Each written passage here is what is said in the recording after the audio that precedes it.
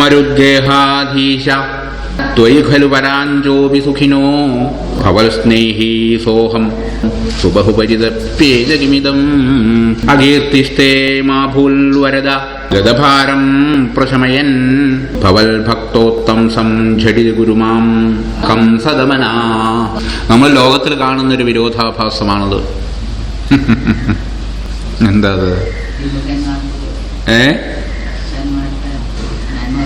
നന്മ തിന്മ രണ്ട് കാര്യങ്ങളുണ്ട്. നന്മ ചെയ്യുന്ന ആൾക്കാരും തിന്മ ചെയ്യുന്ന ആൾക്കാരും.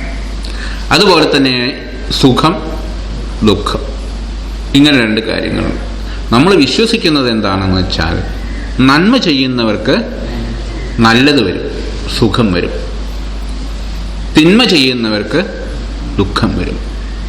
പുണ്യകർമ്മത്തിൻ്റെ ഫലമാണ് സുഖം, പാപകർമ്മത്തിൻ്റെ ഫലമാണ് ദുഃഖം. അതേസമയം തന്നെ നമ്മൾ ലോകത്തിൽ നോക്കുമ്പോൾ നേരെ വിപരീതം ധാരാളം കാണാനുണ്ട്. തിന്മ ചെയ്യുന്നവർക്ക് നന്മ വരുന്നതും നന്മ ചെയ്യുന്നവർക്ക് ദോഷം വരുന്നതും. ഇതാണ് പറഞ്ഞ വിരോധാഭാസം. അങ്ങനെയല്ല നമ്മളെ ശാസ്ത്രങ്ങൾ പറയുന്നത്, നമ്മൾ വിശ്വസിക്കുകയും ചെയ്യുന്നു. നമ്മുടെ ധർമ്മശാസ്ത്രം നമ്മളെ പഠിപ്പിക്കുന്നത് എല്ലാവരോടും നല്ലത് ചെയ്യൂ, നല്ലത് ചെയ്യൂ. അപ്പം എന്ത് വരും? നന്മ വരും. തിന്മ ചെയ്യരുത്, അപ്പം എന്ത് വരും? ദോഷം സംഭവിക്കുന്നതാണ്. പക്ഷെ ലോകത്ത് കാണുന്നതോ അങ്ങനെയല്ലല്ലോ. അതന്നെയാണ് അവിടെ ഇദ്ദേഹം പറയുന്നത്, കവി പറയുന്നത്.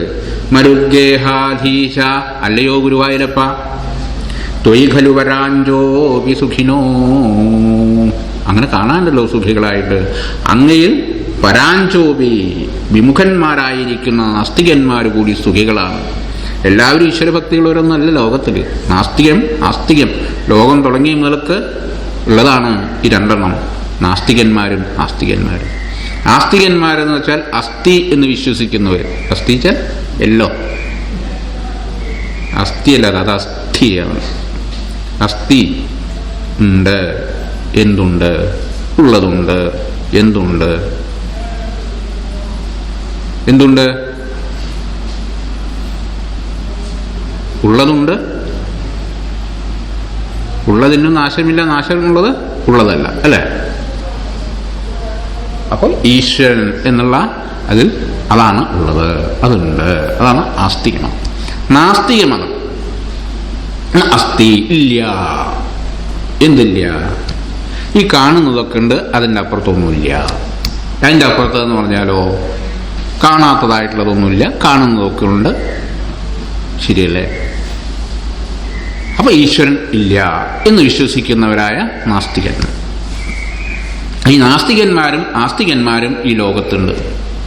ഈ നാസ്തികന്മാർക്ക് എന്താണ്? നാസ്തികന്മാരായും അങ്ങയിൽ വിമുഖന്മാരായിരിക്കുന്ന പരാമുഖന്മാരായിരിക്കുന്ന വ്യക്തികൾക്ക് കൂടി ചിലപ്പോൾ എന്ത് വരുന്നു? നന്മ വരുന്നു. അങ്ങനെ ലോകത്ത് കാണുന്നുണ്ട്. എന്നാലോ അങ്ങയിൽ വിമുഖതയല്ല, അങ്ങയെ തന്നെ ഭജിച്ചിരിക്കുന്ന എന്നെ പോലുള്ള വ്യക്തികൾക്ക് എന്ത് സംഭവിക്കുന്നു? വാതരോഗം വന്നിട്ട് പീഡോപദ്രവങ്ങൾ അനുഭവിച്ച് ദുഃഖിക്കുന്നു. ഇങ്ങനെയും കാണുന്നില്ലേ എന്നാൽ നമ്മൾ ഓരോരുത്തരും ആലോചിക്കേണ്ട കാര്യമാണ്.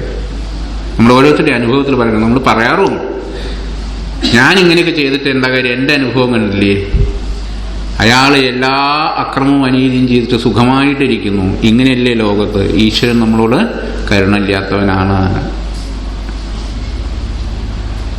ചെറിയ ചിന്ത, ചെറിയ ചിന്ത, കണ്ടതിൽ വിശ്വസിക്കുന്നതായ ചിന്ത. കുറച്ച് ഉയർന്ന് ചിന്തിക്കണം. അപ്പോഴേ നമുക്കിതിൻ്റെ അർത്ഥം മനസ്സിലാവുള്ളൂ. നന്മ നന്മയെ വരുത്തുന്നു, തിന്മ തിന്മയെ വരുത്തുന്നു. അത് കുറച്ചുകൂടി ഉയർന്ന ചിന്തയാണ്. അപ്പം അതുപോലെ തന്നെ പറയാണ് ഇവിടെ നാരായണ ഭട്ടതി, ത്വയി ഖലു പരാഞ്ചോപി സുഖിനോ, അങ്ങയിൽ പരാമുഖന്മാരായിരിക്കുന്ന എത്രയോ നാസ്തികന്മാർ ഈ ലോകത്ത് സുഖികളായിട്ട് ജീവിക്കുന്നു. പിന്നെ ഭവൽ സ്നേഹീ സോഹം ബഹുസു ബഹുപരിതപ്യേച കിമിതം. ഇതെന്താ ഇങ്ങനെയെന്ന് ആലോചിക്കണം. കിമിതം, ഇതെന്താ ഇങ്ങനെ? ഭവൽ സ്നേഹീ സോഹം, അങ്ങയിൽ സ്നേഹിയായിരിക്കുന്ന അഹം, ആ ഞാൻ, സുബഹുപരിതപ്യേ, വളരെയധികം പരിതപിക്കുന്നു, ദുഃഖിക്കുന്നു.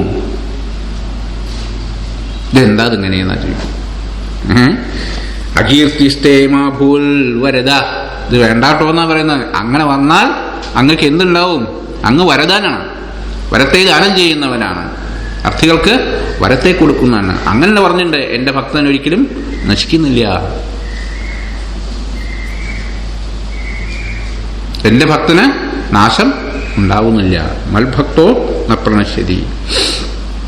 എന്നിട്ടോ അങ്ങനെ വന്നാൽ അത് അങ്ങക്ക് അകീർത്തിസ്തേ മാ ഭൂൽ, അതുകൊണ്ട് അങ്ങക്കൊരു അകീർത്തി വരരുത്. ഇങ്ങനെ വന്നാൽ അങ്ങക്ക് അത് അകീർത്തിയായിട്ട് ഭവിക്കും. അതുകൊണ്ട് ഗതഭാരം പ്രശമയൻ, എൻ്റെ രോഗഭാരത്തെ ശമിപ്പിച്ചും കൊണ്ട് ഭവൽ ഭക്തോത്തംസം ക്ഷെടിതി കുരുമാം. ക്ഷെടിതിച്ചാൽ പെട്ടെന്ന് എന്നെ അങ്ങയുടെ ഭക്തോത്തമനാക്കി മാറ്റി പെട്ടെന്ന് മാറ്റിക്കോളൂ എന്ന് പറയാം. അല്ലെങ്കിലോ അങ്ങക്ക് അകീർത്തി സംഭവിക്കും. അകീർത്തിസ്തേ മാ ഭൂൽ വരദ, അത് വരണത് എനിക്കിഷ്ടമല്ല. അങ്ങക്കൊരു അകീർത്തി സംഭവിക്കരുത്. സംഭവിക്കാതിരിക്കാൻ വേണ്ടിയിട്ട് അങ്ങയുടെ ഭക്തോത്തമനാക്കിയിട്ട് എൻ്റെ എല്ലാ ഗതഭാരങ്ങളും രോഗഭാരങ്ങളെയും ശമിപ്പിച്ചുകൊണ്ട് പെട്ടെന്ന് ചെയ്താലും. കംസദമന, അല്ലയോ അങ്ങ് കംസദമനാണ്. കംസനെ ദമനം ചെയ്ത പോലെ എൻ്റെ രോഗത്തെയും ദമനം ചെയ്യാൻ. കംസദമനൻ, കംസൻ എന്താണ്? നന്മയല്ല, തിന്മയാണ്. ആ തിന്മകളെ നശിപ്പിച്ചതാണ്. തിന്മയുടെ ഫലമാണ് രോഗം. അതുകൊണ്ട് അങ്ങക്ക് എൻ്റെ രോഗത്തെയും ശമിപ്പിക്കാനുള്ള ശക്തി ഉണ്ടല്ലോ. അത് ചെയ്തില്ലെങ്കിലോ ശാസ്ത്രവിരുദ്ധമാവും. അങ്ങയുടെ വാക്കുകൾക്ക് അത് വിരുദ്ധമാവും. എന്താണ്? തിന്മ ലോകത്തുണ്ട്, അവർ സുഖികളാവും. നന്മയും ഭഗവത് ഭക്തനുമായിരിക്കുന്ന ഞാൻ രോഗം കൊണ്ട് പീഡിതനാണ്. അങ്ങനെ വരാൻ പാടില്ലല്ലോ. അതുകൊണ്ട് അങ്ങക്ക് അതുകൊണ്ട് ഒരു അകീർത്തി സംഭവിക്കരുത്. അതുകൊണ്ട് എൻ്റെ ഗതഭാരത്തിനെ മാറ്റിയിട്ട് എനിക്ക് എന്താണ്, എന്നെ ഉടനെ അങ്ങയുടെ ഭക്തോത്തമനാക്കിയിട്ട് വാഴിച്ചാലും. കിമുക്തൈർഭൂയോഭി തവ ഹി കരുണാ യാവതുദിയാൽ അഹം താവൽ ദേവ പ്രഹിത വിവിധാർത്ഥ പ്രലപിത പുരക്ലിപ്തേ പാദേ വരദ തവ നേഷ്യാമി ദിവസാൻ യഥാശക്തി വ്യക്തം നദിനുതി നിഷേവാ വിരചയൻ. കിമുക്തൈർഭൂയോഭി, എന്തിനാ അധികം പറയണം? കിമുക്തൈ, ഉക്തൈഹി കിം, എന്തിനാണ് അധികം പറയുന്നത്? തവ ഹി കരുണ യാവതുദിയാൽ അഹം താവദ്ദേവ പ്രഹിത വിവിധാർത്ഥ പ്രലപിത. ഞാൻ ഈ എല്ലാ പ്രലാപങ്ങളെയും ഉപേക്ഷിക്കുകയാണ്. ഞാൻ ദുഃഖിതനാണ്, ഞാൻ ആർത്തനാണ്, ഞാൻ വിലപിക്കുകയാണ്. എനിക്ക് അങ്ങനെ ഉണ്ടായി, എനിക്കങ്ങ് ദുഃഖം മാത്രമേ തന്നുള്ളൂ, അത് കളയണം. ഇങ്ങനെയുള്ള എല്ലാം ഞാൻ ഇതാ ഈ നിമിഷം വെച്ച് ഉപേക്ഷിക്കുകയാണ്. പ്രഹിത വിവിധാർത്ഥ പ്രലപിത. ഇവിടെ ആരാണ്? ആർത്തനാണ്. ആ ആർത്തഭാവം ഞാൻ ഉപേക്ഷിക്കാൻ പോവുകയാണ്. ഭൂയോഭി ഉക്തൈഹിക്കും, ഇനിയും പറഞ്ഞിട്ട് എന്താ കാര്യം? ഹേ ദേവ, ഹേ വരദ, അല്ലയോ ദേവ, അല്ലയോ വരദ, തവ ഹി കരുണാ യാവതുദിയാൽ താവൽ അഹം പ്രഹിത വിവിധാർത്ഥ പ്രലപിത. അങ്ങയുടെ കരുണ എപ്പോഴാണോ എനിക്കുണ്ടാവുന്നത് അതുവരെ ഞാൻ ഇതെല്ലാം ഉപേക്ഷിക്കുകയാണ്.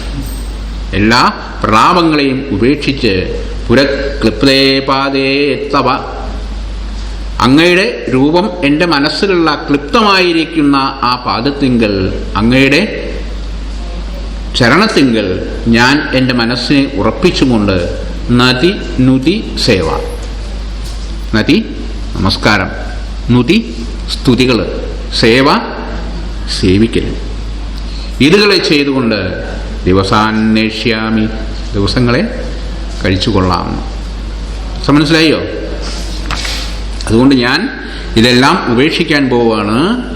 എന്തുപേക്ഷിക്കാൻ പോവുകയാണ്? എൻ്റെ പ്രലാപം, എൻ്റെ ആർത്തസ്വരം അത് ഞാൻ അവസാനിപ്പിക്കുകയാണ്.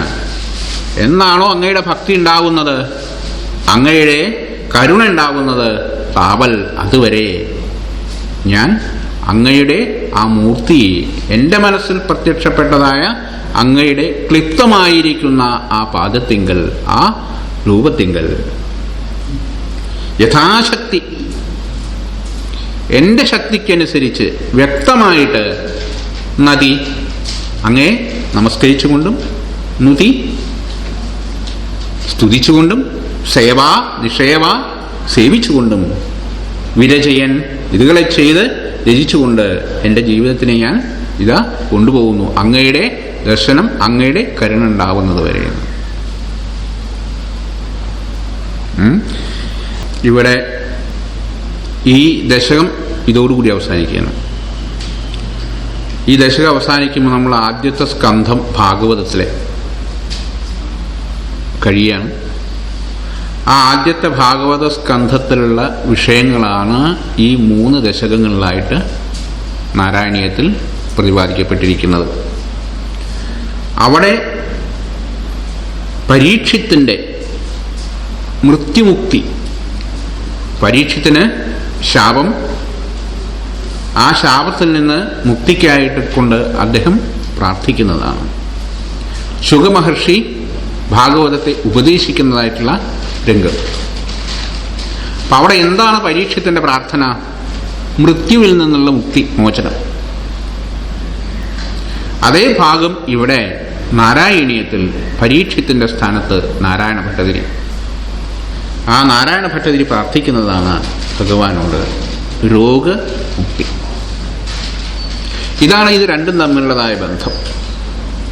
പരീക്ഷിത്ത് എപ്രകാരമാണോ മൃത്യുവിൽ നിന്ന് മുക്തി ഉണ്ടാവാൻ വേണ്ടിയിട്ട് ഭഗവാനെ പ്രാർത്ഥിച്ചത്, അതേപോലെ നാരായണ ഭട്ടതിരി അതേ സ്ഥാനത്ത് ഒരു ആർത്തനായും കൊണ്ട്, ആർത്തൻ, ജിജ്ഞാസു, അർത്ഥാർത്ഥി, ജ്ഞാനി എന്ന 4 ഭക്തന്മാർ ആർത്തനായിക്കൊണ്ട് പ്രാർത്ഥിക്കുന്നതാണ് ഭഗവാനോട് രോഗമുക്തിക്കായിട്ട്.